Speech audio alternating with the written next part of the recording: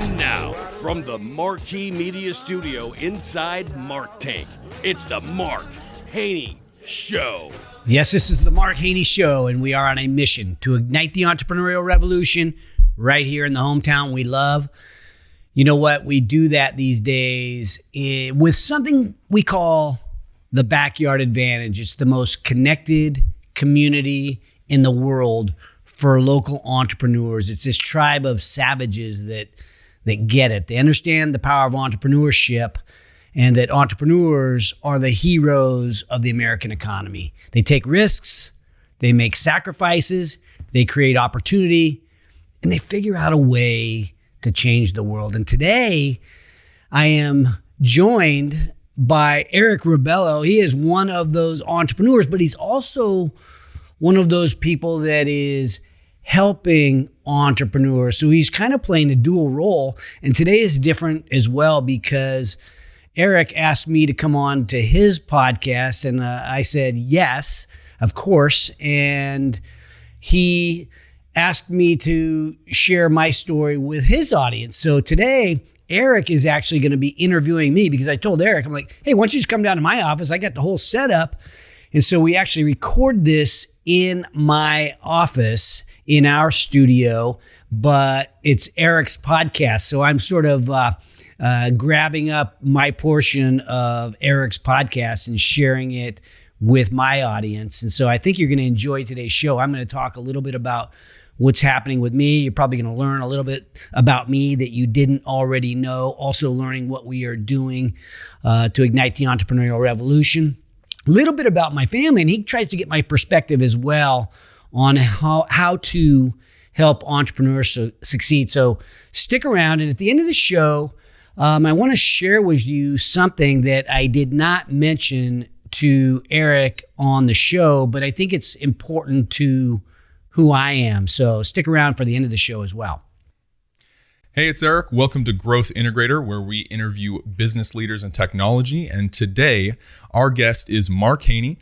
He has Growth Factory, which is a portfolio of companies. And also, we're going to talk about his accelerator today. It's really interesting how he has everything set up and his ecosystem of businesses and tech and different, value adds for all these, startups is really amazing. So glad to have you here. Thank you. I like the name of your show, Growth Integrator. That's it's a little bit like Growth Factory, the name of our company. So it's a pleasure to be on the show. Eric, I appreciate you inviting me. Absolutely. So the first thing that I wanted to get into was a little bit prior to Growth Factory, a little bit more about the HaneyBiz side of things and how you started, and maybe even a little bit before that. And your origin story, I'm pretty sure you started in video systems. Is that correct? Yeah, we'll start off in video stores. We had a chain of video stores, 12 stores around the Sacramento region. And then we pivoted to security cameras and security products. And we had the largest security camera distribution group in the country. We ended up selling that. I left. And then that's when HaneyBiz began. And HaneyBiz really is it's become a management company and kind of an investment company. So we own or have invested into 50 plus companies here in the Sacramento region. We're relentlessly local. And then you mentioned the Growth Factory, which is really where I'm focused today. When COVID hit, we said, what are we going to do with what we got? And we really realized that we had an opportunity to do something using the rest of the region's help instead of just me and my internal team. Let's get everybody else involved. And so we pivoted away from the name HaneyBiz, turned it into the Growth Factory. And it's really a startup accelerator with an accompanying venture fund and the backyard advantage. And I can talk about that if you want me. Yeah, absolutely. I did want to get into the backyard advantage a little bit later. It's super interesting. So I guess how was the transition going from like the HaneyBiz side of things a little bit more in the services space, because like accounting and different things like that, and kind of switching into tech, because tech is something that, is kind of like a big industry that has a lot of complexity and a little bit different than the services space. So what was that transition like? Yeah, our services business never really took off. So selling my security companies led me to sort of trying to figure out what I wanted to do. I started a podcast, the Mark Haney Show, and that really led to this, let's call it this discovery, this several year figuring out of, how to best help entrepreneurs in the Sacramento region. Yeah. And so the podcast led me to making investments, as I discussed, and those clients, those portfolio companies, they needed some help. And so we have CPAs and we have marketing people, and we ended up turning that into a little bit of a business, but small-time boutique type marketing and small-time boutique type accounting. Yeah. What we determined was that's not the business we want to be in. We want to partner with accounting firms. We want to partner with marketing companies. And so that's really what's happened. Is so we spun those off, and I'm no longer directly involved in those companies, but that transition was easy because it's less headache for me. And it really allowed me to focus more on growing more companies. And that led to the growth of the Growth Factory. That makes sense. So it was perfect. Wow, that's a little too strong. Nothing's perfect. It was ideal in its in that transition because it's not the business we want to be in. We want to be in the business of bringing venture capital to the most promising startups. Yeah, absolutely. That makes sense. And tech is, super scalable. The profit margins are crazy. And I feel like a lot of, people are doing tech-enabled services now. There's a lot of interesting stuff going on. There's like a convergence. But yeah, so I guess, now that we're talking about Growth Factory, can you name some of the recent companies you've invested in, or is there like kind of tech that you're excited about to maybe invest in pretty soon? Yeah, so as I mentioned, HaneyBiz has invested into 50 plus companies. Some are tech and some are what's called Main Street companies, like I own part of Bennett's Restaurants. I own part of Flat Stick Pub, and I own some tech companies too, like Grin and Cretelligent, and a lot of all local and about half tech.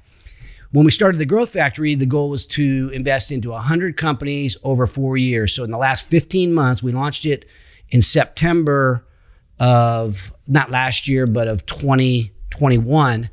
And we've invested into 34 companies.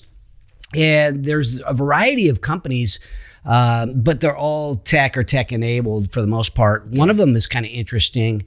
It's called Azra Games.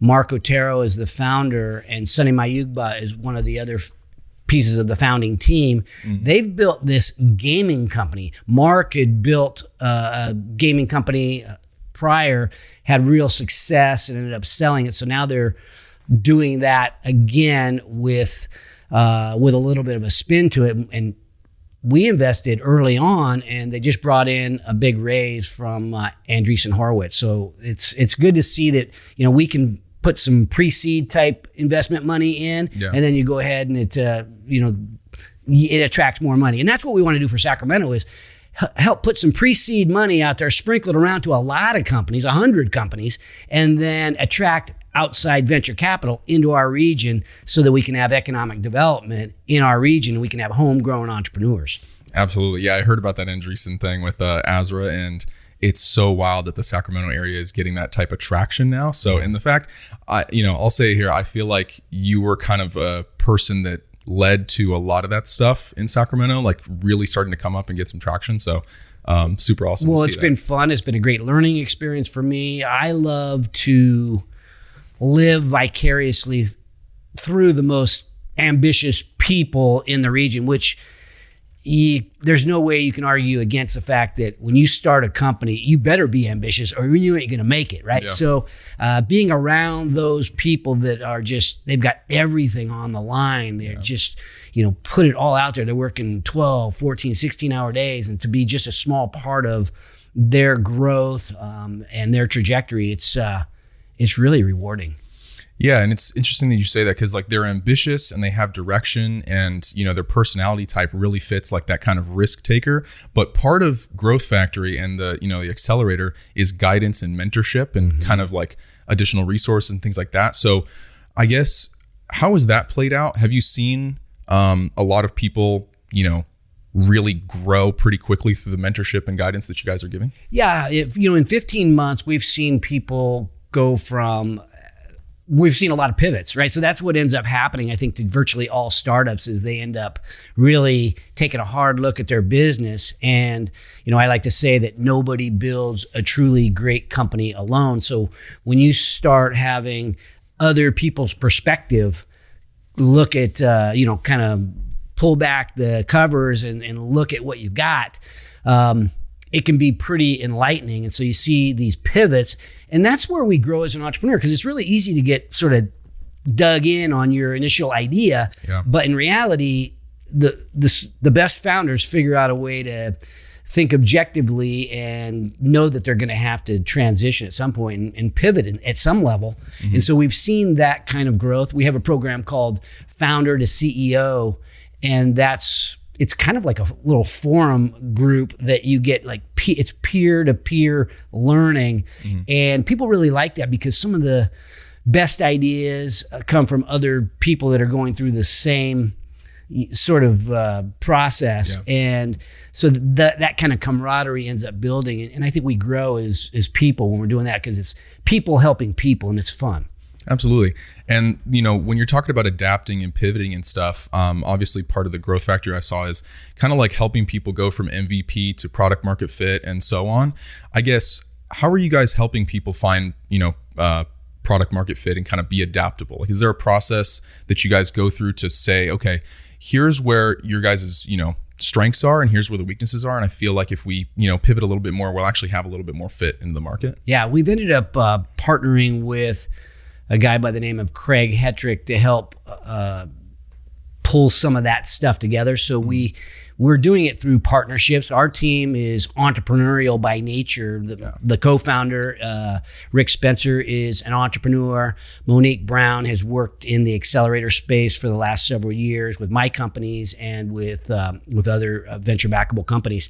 And so, they have a process. We have a process where we go through and really take a look at this, and it ends up being sort of I won't say group think, but where you get many minds looking at this, and the fresh perspective ends up really getting people pointed in a closer direction, because it's a little bit like A/B testing, right? You gotta do a lot of little tests in order to figure out what's working. But one of the things that we see is that founders typically are in love with their product, and they really need to be in love with the problem. And so the most successful founders ended up really isolating in on the problem and getting in the trenches with their customers or the people that have the challenges. And that's really, the truth is in the trenches. That's really where you make those discoveries. So we help put them in a position to make those discoveries. As I alluded to, the backyard advantage is really an interesting thing. It's a tribe of very resourceful people that get it.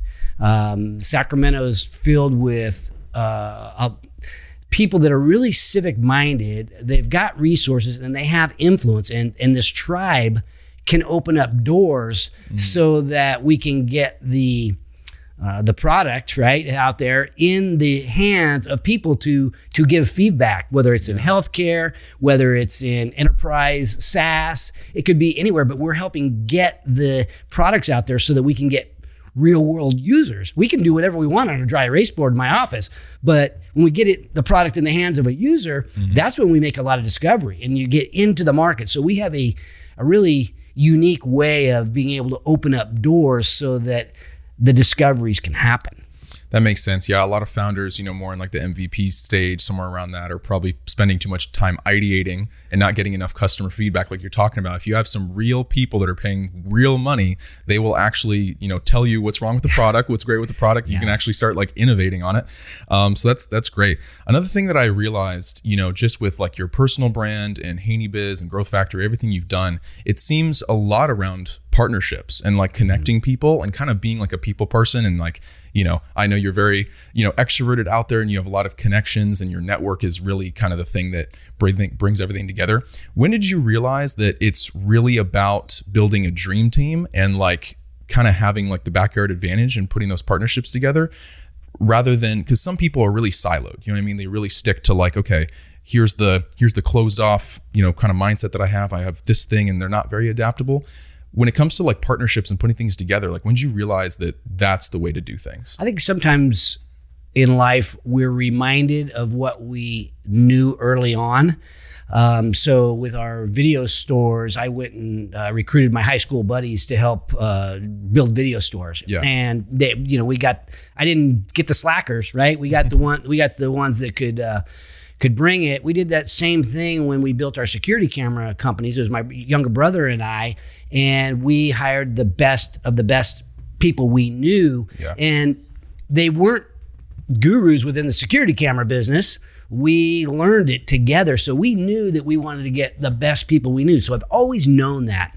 But fast forward to HaneyBiz and the Growth Factory as an investor, I think I tried to do it a little bit at the beginning with maybe less than the ideal tribe. And so we muddled through it.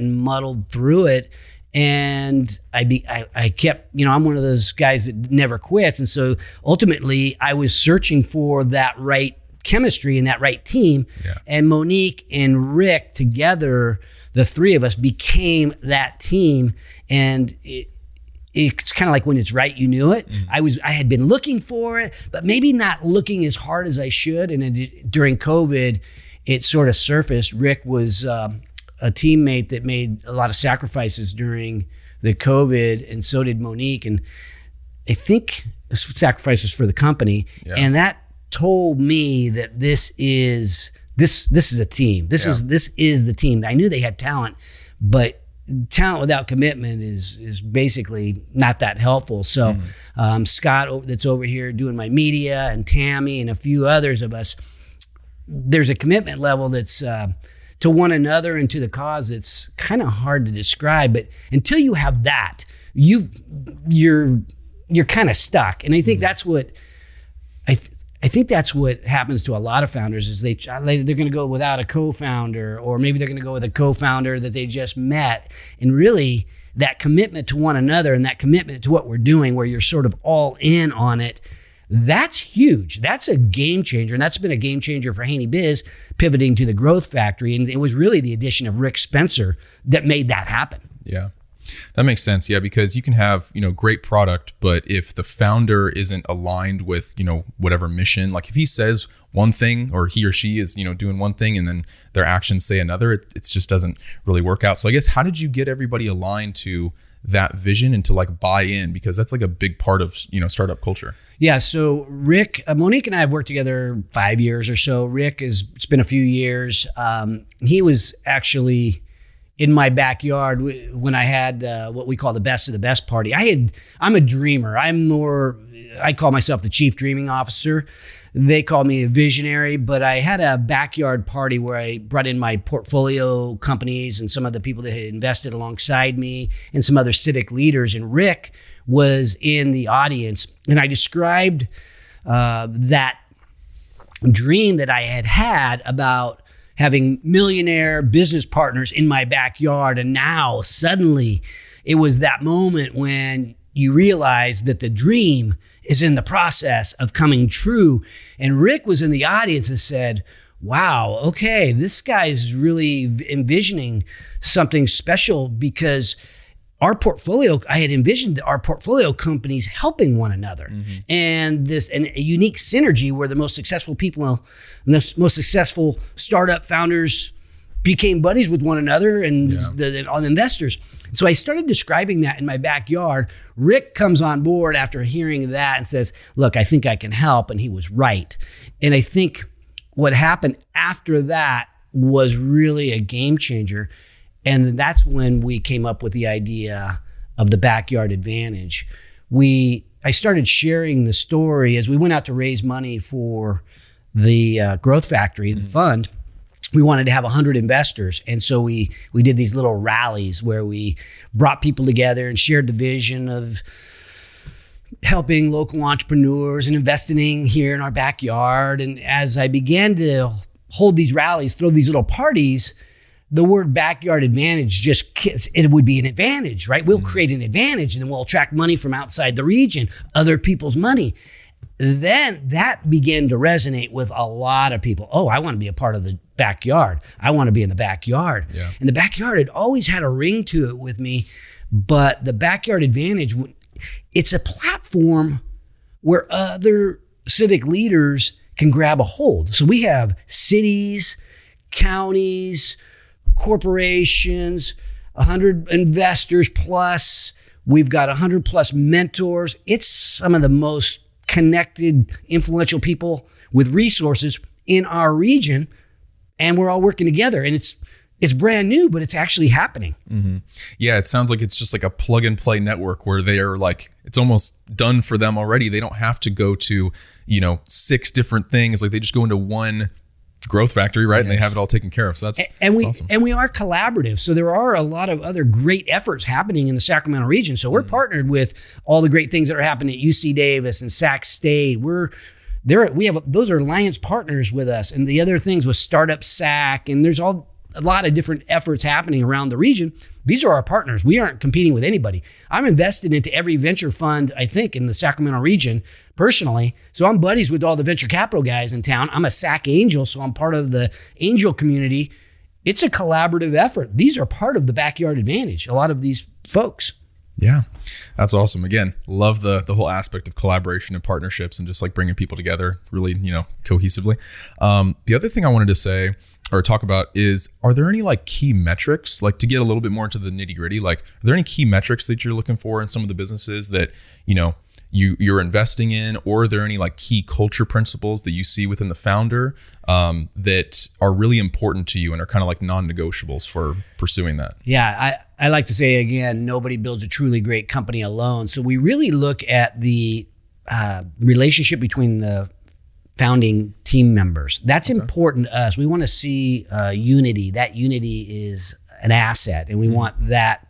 We're really, at the end of the day, when we make an investment, we're investing into the people, because the people that can figure it out, people that are not going to quit, people that are coachable, they've got humility, they're authentic. So we look at that, and are they local? We look at that first, and that's kind of, that's a non-negotiable thing. Somebody could have the best product in the world, and if they're hard to be around, if they're not good for the rest of the backyard, if you will, then they're out. We're not gonna go forward with an investment there. That makes sense.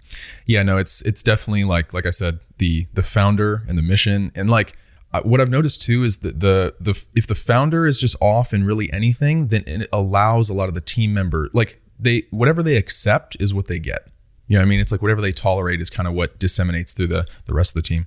So that's interesting. Okay, can you elaborate on that? So like if somebody keeps low standards for performance or for effort, then that's kind of infectious. Exactly. And it allows those B and C players on the team to really kind of just stay there and do the status quo. But if they act like an A player, you're going to have A players on your team. I agree. Because if you start getting by, I use the term a bozo explosion occasionally, right? If you end up hiring a couple of bozos and then, you're riding in the car around with a couple of bozos, that's what you're attracting. Next thing you know, you got a bozo explosion. Yep. Nobody's going to the real badasses aren't going to want to come on the team.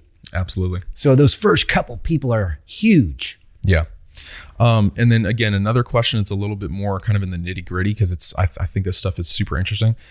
When you deploy investment capital to a company, obviously there's different stages depending on where they're at and stuff. But if they're more in like the MVP stage and like they just kind of found product market fit, what do you like to see the capital go towards? Is it more like marketing and sales related stuff? Is it hiring top talent?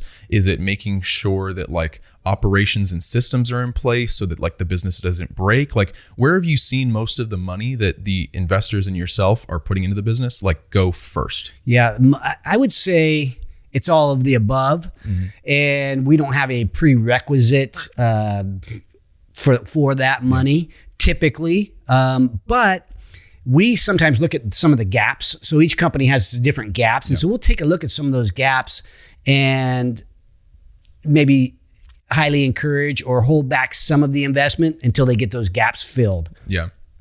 So, but near like kind of the beginning stages when it is like MVP and they're finding product market fit, do you think it's best for them to really like attack the market first with that money? Or I guess at that stage, what have you seen that they invest the money into and it's paid off the most? If that makes sense. Like you're getting the most ROI. Well, it's really good to see them put it into sales and marketing. I mean, there's no problem where sales won't fix. And, typically these founders are wanting to raise more money. Well, if they can raise some of that money from their customers, it's a huge benefit. So I'm a big advocate of get your product out in the market and get people to pay something for it and learn from that. And so I don't want to say all the money should go into marketing, but I'm a huge proponent of leaning in to the customer.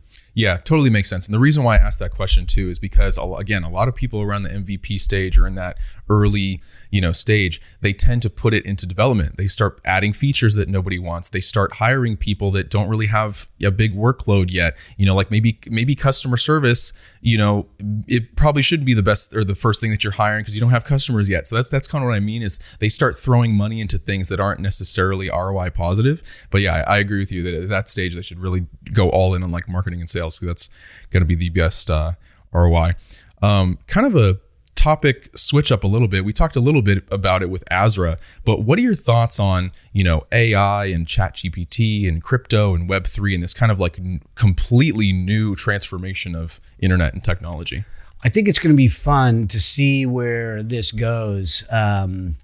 It really feels to me that venture capital as an asset class is very additive. We're able to, throw a lot of money at these super smart people, and they are figuring that out. And so it's changing in crazy ways. I mean, one of the companies, think about robots. We're invested in a couple of companies that are software companies that drive robots, and you think about how robots might work in our lives and replace workers, and it really workers that that are doing tedious type of jobs. It's enormous to think about what's possible. So to me, it's interesting. I don't put myself out there as a tech person, but somebody that wants to enable people that really are more forward thinking, like Azra, like some of the robot companies, like some of the medical products that we're investing into, medical cures that we're invested into. So these things we really don't make investments unless it's a game-changing kind of opportunity, but they exist in cybersecurity. Yeah. They exist in hiring of personnel. So they're everywhere. It just takes that imagination to see things a little bit differently. So that's kind of a broad question. I'm intrigued by it, and I'm loving it. It's a great way to learn, especially for an old man like me. Yeah, it's crazy what I've seen, just because it's almost like Web3 and AI and crypto is, like I said, it's transforming everything that we know. And I feel like we just got used to Web 2.0 and and social media and all these things, and people are just starting to catch on to that. And we're already switching to changing the monetary system and changing how work is done and, all this different stuff. So it's really interesting to see that. Cool. And then another interesting thing, I kind of wanted to talk about your personal brand too, because you have a podcast, you have a personal brand, the motto that you have out there is igniting the entrepreneurial revolution and, bringing people together and collaborating. So I guess, how has that played a part in Growth Factory and, just putting your message out there? And I guess what's been your experience with building a personal brand? It's something that didn't ever really occur to me. After selling my security companies, I was known within the security industry because we had a national company and we were a player at some level. So I leave, and now I'm in the middle of Sacramento, and my mantra is that all great change in America begins at the dinner table. So I'm here to help my hometown. Did a mission statement around family, friends, and community. As they succeed, I succeed. And so with that mission, it made me think, okay, well, then I'm going to spend time here in my hometown where I am not known at all. So it was helpful to start the podcast. It's a great way, as you know, to meet people. And that led to, I guess, the idea of a personal brand. Before that, I never really even thought about it. But the podcast led to people getting to know me a little bit. You end up sharing a little bit more about yourself when you're on a show like this. And I feel like it's been helpful because podcast has allowed me to meet virtually anybody I want to meet in Sacramento. So the investors in Sacramento, that's how I met everybody, is this show. And now I think it's going to help the Growth Factory. So it helped me get all the investors, helped me get a lot of mentors, helped me, get these civic leaders. They've been on my show. Now I think there's a way to take this to another level though. So as we build out the backyard advantage here in Sacramento and the entrepreneurial revolution begins to actually happen, I think there's a hope and a belief that this could happen in any town in America, any town in the world can rally together, bring in the resources, bring in the influence, and help get companies off the ground. I think this could happen anywhere. So I think it's incumbent on me to continue to build a personal brand so that we can take this outside of Sacramento at some point. Yeah. Yeah. It's crazy because, most tech stuff, either happens in, SF or New York, kind of these bigger cities and stuff. And like, I never thought of Sacramento as kind of like a tech hub, but I would say you're innovating and turning it kind of into a tech hub at this point. It's slightly outside of the Bay Area, a little bit cheaper out here than the Bay Area.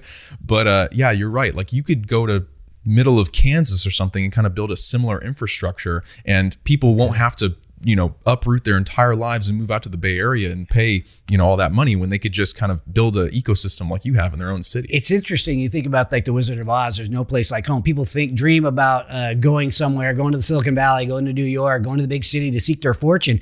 It can happen in your backyard if the leaders of the backyard, if the leaders of the community can work together. It can happen anywhere, and it ought to happen in a lot more places. Because you look at how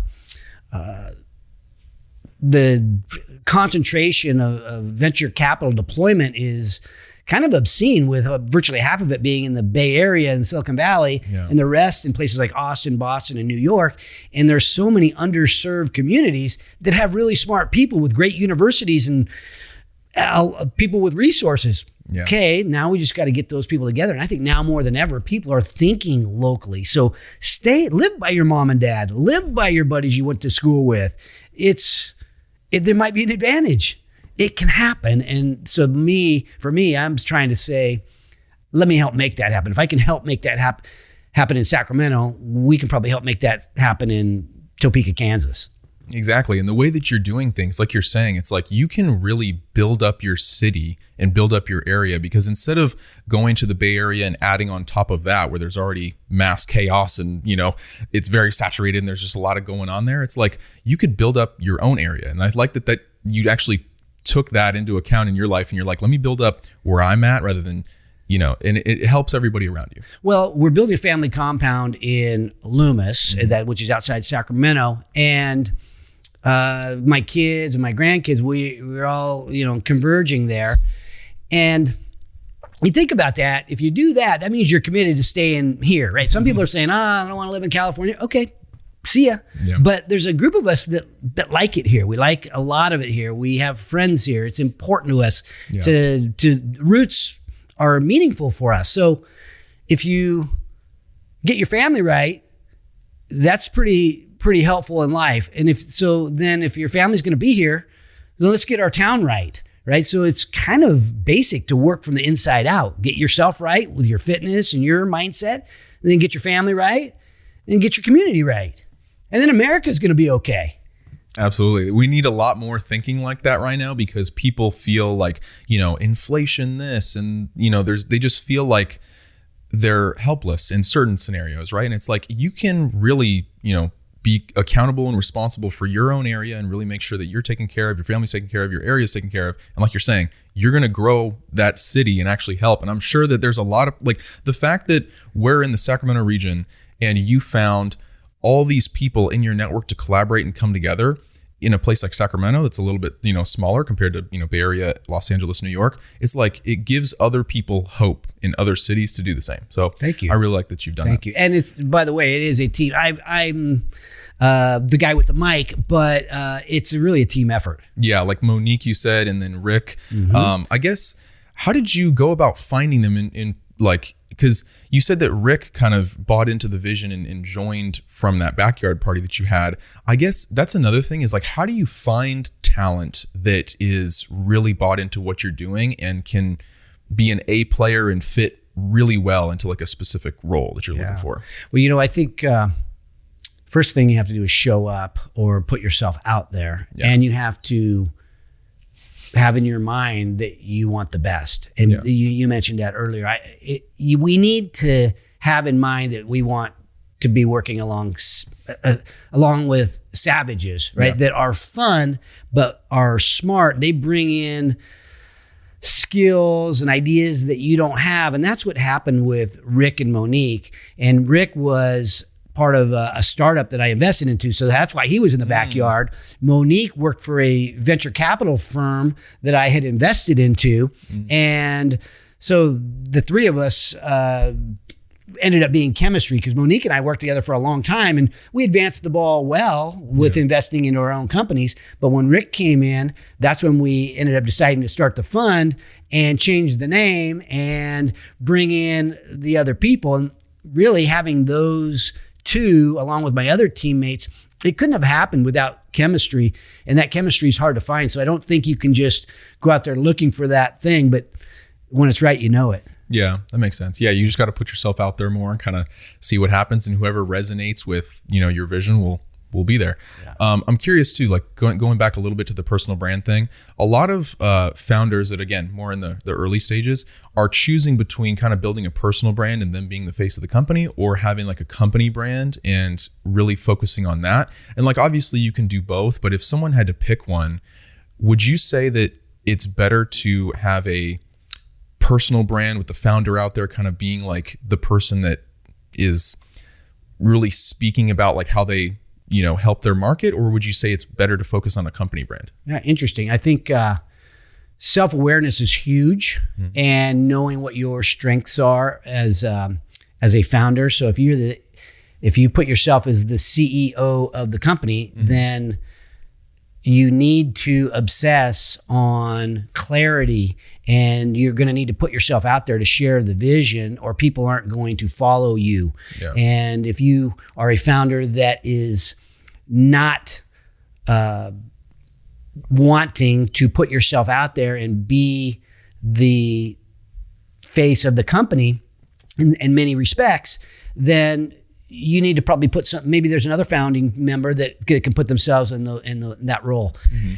So I think knowing that is really helpful. Is that something you like? Is that something you gravitate to? Is that something that you can grow in? And I think if you can, then I think that's the way to go. But whether to make it to make your personal brand align with the company, it might be a little bit strong. Like we have the Mark Haney Show.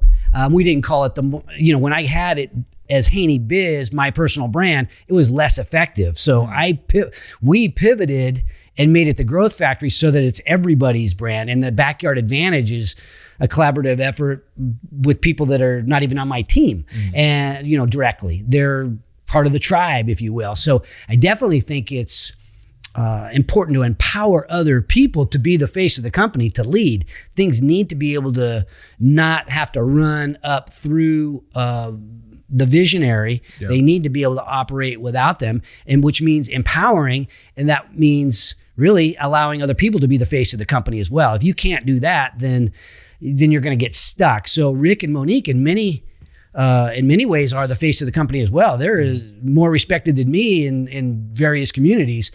I'm just the guy that happens to have the microphone because of my show and because I've been doing this longer. Absolutely. Yeah, totally makes sense. And like you said, it's kind of up to the founder, but yeah, you have to let other people have the light as well. So if a technology company wants to, kind of be a part of the Growth Factory ecosystem somehow, maybe get funding or go through the accelerator and different stuff like that, what's the process for that and how do they go about it? Yeah, there's an application online, growthfactory.us. I have this belief that meeting every entrepreneur, it's kind of a goal. I want to meet every entrepreneur in Sacramento. So I have these events called Hanging with Haney. So if you want to come down and meet me, I can sort of get you introduced if that's helpful. You can hit me up on Instagram. I'm on at the Mark Haney. So I'm pretty easy to find, pretty responsive. And then I'll get you to my teammates or for the best person on our team to sort of help you through the process. But I mean, the easy thing would be get online and, hit me up on a direct message or turn in an application. Absolutely. Awesome. Sounds good. And then The other thing, the last thing I wanted to talk about too, was kind of different charitable acts that you've done. And then also you were on stage with Damon John recently. So that was kind of interesting at I think it was at Placer Valley Summit. Was that the name of it? Yes. Yeah. So kind of tell us about that. And then also, with the charity kind of nonprofit aspect of like, with your son and different things like that. So could you tell us more about that? You bet. So my son was in the military. He was wounded in Afghanistan in 2012. And my wife and I had started an organization called Allegiant to focus on helping veterans as they got out of the military and for those that were wounded. So we began with a big focus on wounded veterans because my son was part of the Wounded Warrior Battalion, and he's a Marine. And so we knew a lot of them. And today, luckily, less people are being blown up or shot. And so we're having less focus in the wounded area, but we are focused on building America's finest workforce. And the people that are coming out of the military are really, really qualified to fill some of the skills gap that we have, fill the gap that we have in rebuilding our infrastructure. Mm-hmm. So we're helping military veterans sort of go through that process, right? Discover what kind of skills they want, help them build a plan, and then work the plan and ultimately get a great job. And that's helpful for sure employers, but it's really helpful for veterans because getting off on the right foot can get you some confidence, get you some swagger, and that confidence is fragile. So if we can help get them that confidence, get them that progress, that eliminates things that go along with depression and PTSD, and ultimately some of these guys end up taking their own life, and it's super sad. But when you're making progress and you've got a plan and people are patting you on the back, it's a whole nother world. So we currently help 1% of the military, all branches, as they get out, roughly 1% this year. Mm-hmm. So we'll do 2,500, and there's about 250,000 people getting out of the military every year, and so we're hitting about 1% coming through and give them a little love. That's awesome. So, I love to hear that. Yeah, and Damon Johns, it was fun. It was great to be asked by the Chamber of Commerce and the Placer Valley team people. Mm-hmm. To go up there and go toe-to-toe with Damon John, and enjoyed it. He's high energy and a ton of wisdom and really inspirational. So I felt inspired. I think the audience was inspired, and it was a great opportunity. That's awesome. Yeah, super cool. Like just seeing two powerhouses in the area, at the same time. So that was cool. But so I guess last question is, you already kind of mentioned like your Instagram and different things like that, but where can they subscribe to the podcast? Where can they learn more about you, and maybe just kind of, again, get into your ecosystem that you have? Yeah, you bet. So I'm located here in Rockland, and you made this really convenient on me. We're actually doing this show from my office where I typically do my podcast. And so in terms of how to get a hold of me and get into the ecosystem, come here. We're on Granite Drive, that street that runs along I-80 that has Porsche and Tesla, and we're in between Porsche and Tesla. It's called, you'll see the sign on the outside, it says the Growth Factory. Mm. Come in and say hi, come in and, give me a hug, and let's talk about how, what you're working on, how great we're going to be together. I'm that kind of approachable. And so I'd say that's the best thing to do, is just kind of show up. But yeah, hit me up on Instagram. I think a lot of my stuff is on YouTube. So you can go to my YouTube channel. That's a good way to kind of visualize it and see what's going on. Mm. And then obviously podcasts, you can pick us up on any of the podcasts. We're also on radio, Money 105.5 every Sunday at 9. How else? We also have an office in downtown Roseville that is called the Roseville Venture Lab. We have a partnership with the city of Roseville. Mm-hmm. But yeah, I'm out there in the community too. You name an event out there, chances are I'm out there shaking it up and trying to help people. That's awesome. Well, you guys heard it here. Go ahead and connect with Mark, at all the different avenues that you have. Thank you for watching Growth Integrator, and we will see you on the next episode. Great show today, in my opinion. I was talking about myself. Just kidding. I thought it was insightful. I think Eric's comments were also very insightful.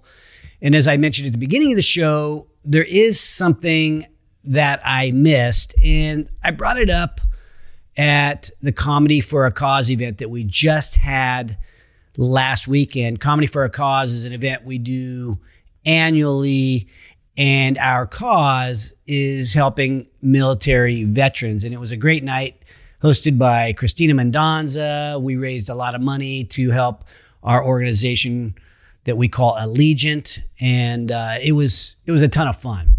But what I didn't mention was something that came to me as I was thinking about our veterans. And, you know, we talk about what are you going to do with what you got? And our biggest resource, our most valuable resource in America is not our oil or petroleum.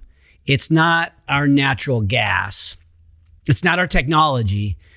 Our most valuable resource is our courage. And that courage is found in the men and women who fight to keep our country free, who keep us safe, who allow us to be entrepreneurs, have the freedom to chase our dreams. We would be nowhere without those people and the sacrifices that they make and that their families make. And so as I recognized that with our audience at Comedy for a Cause, it stuck with me that there's so many people out there that are whining and bitching about the way things are, the way society is today. So many people that are complaining about how it is instead of doing something about it. And whining is a waste of time, my friends. If you have to whine, have time to whine, I would suggest that you think about, is your own house in order? It seems to me that the people that are whining the most are the people that many times don't even have their own house in order. So fix yourself before you try to fix everybody else. Make sure your family is on the right track before you try to go complain about what everybody else is doing and armchair quarterbacking things that are way, way out of your control. And there's so many times that we see this. I believe, and I wish this for you, is that you take a look in the mirror and say, hey, how am I doing? Am I happy? Am I mentally healthy? Am I physically healthy? How's my family doing? Are we getting along? Are we working well together? Do we have the right values that you and your wife or your spouse your husband have set forth for the family? And is it working together?